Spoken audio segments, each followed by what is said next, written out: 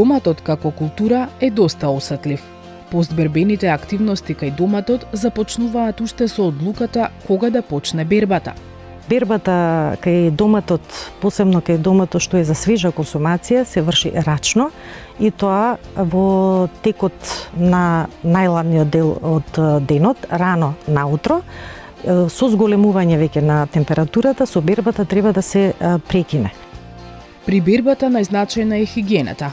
Уште пред да влезете во пластеникот, треба да одберете чиста облека.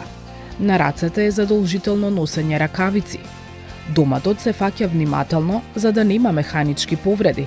Се завртува благо околу неговата оска и се откинува заедно со плодната дршка.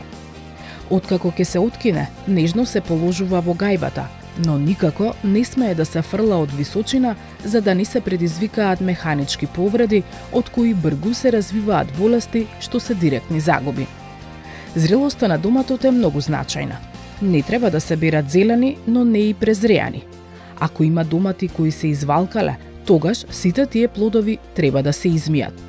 За правилно чување во гајбата треба да се наредат со рачките надолу, а вториот ред се реди обратно, со плодните дршки нагоре, разделени со хартија или филц. Сортите како скопскиот јабучар се доста осетливи и затоа во гајбата каде што ќе се редат се ставаат во влошка.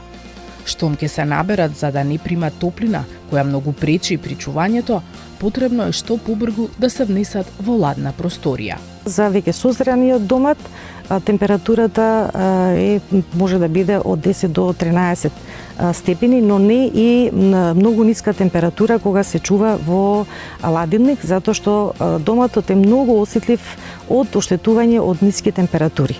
Важно е да се знае дека доматот е култура која испушта доста етилен, природен газ кој е растителен хормон што го забрзува зреењето. Затоа, културите кои се осетливи на етилен, како што е пиперката, не треба да се чуваат заедно.